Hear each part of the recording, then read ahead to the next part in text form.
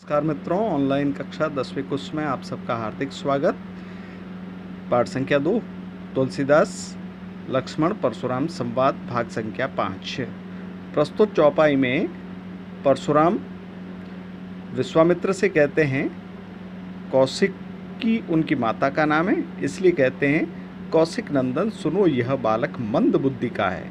यहाँ पर मंद बुद्धि का एक प्रकार से लक्ष्मण के ऊपर दोषारोपण का भाव निहित होता है।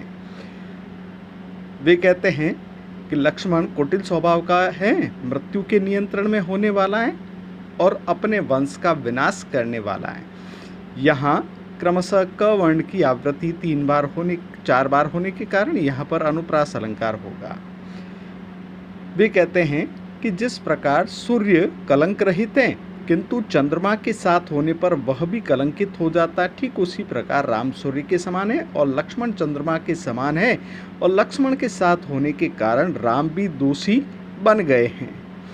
यहाँ पर भी दोषारोपण का भाव निहित है। यह बालक अर्थात लक्ष्मण अज्ञानी है, बिल्कुल भी नियंत्रण में आने वाला नहीं है, इस बात में किसी भी प्रकार की कोई शंका नहीं है। तो यहाँ पर भी क्रमशः अनुप्रास अलंकार का प्रयोग किया जाता है। मृत्यु का भोजन बनने वाला है कुछ ही क्षणों में। बात को बहुत बड़ा चढ़ाकर कहा गया है, इसलिए यहाँ पर अतिशयोक्ति अलंकार होगा। वे कहते हैं सभाजनों से कि फिर आप मुझे पुकार कर मुझे दोष मत देना। तो इसमें भी क्रमशः अगर कहा जाए तो वे दोषारोपण से मुक्त होने की बात कह रहे हैं। वे विश्वामित्र से कहते हैं तुम जिद करते हो तो मैं उससे इस समस्या से निकाल सकता हूँ। तुम इसे मेरे पराक्रम, मेरे बल और मेरे क्रोध के बारे में बता दो। यहाँ आत्म प्रशंसा का भाव निहित है।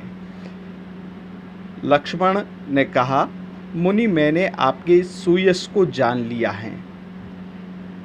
अगर आप अपनी प्रशंसा स्वयं करना चाहते हैं, उसमें किसी प्रकार की कोई कमी दिखाई देती है तो आप उसके बारे में कह सकते हैं। स्वयं अपने मुंह से आप अपनी प्रशंसा कर सकते हैं। यह एक प्रकार का मुहावरा है जिसका अर्थ होता है अपने मुंह मियाँ मिट्ठू बनना, अपनी प्रशंसा स्वयं करना। आप अनेक बार अनेक प्रकार से अनेक रूप से इसका वर्णन कर सकते हैं। श्लेष अलंकार की परिभाषा, श्लेष का अर्थ होता है चिपकना।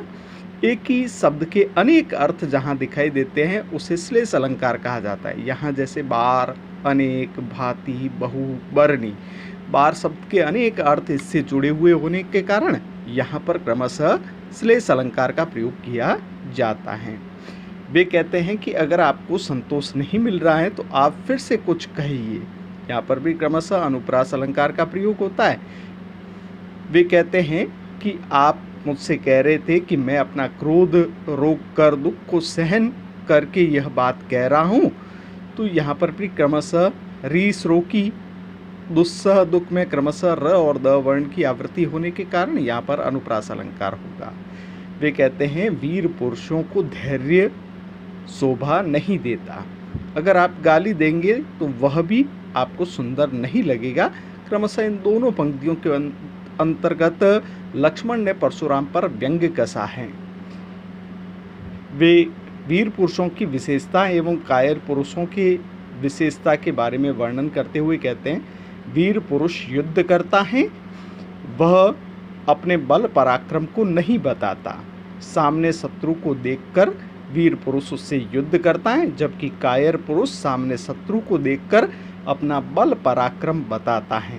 अर्थात वे परशुराम जी से कहना चाहते हैं कि आप अपने गुणों का बखान न करते हुए मुझे वीरता दिखाइए। प्रस्तुत पंक्ति में एक तो वीर रस का प्रयोग हुआ है, साथ ही साथ यहाँ पर 2 प्रकार के उदाहरण दिए गए हैं, इसलिए उदाहरण अलंकार और साथ ही साथ यहाँ पर दोहा छंद भी प्रयुक्त हुआ है।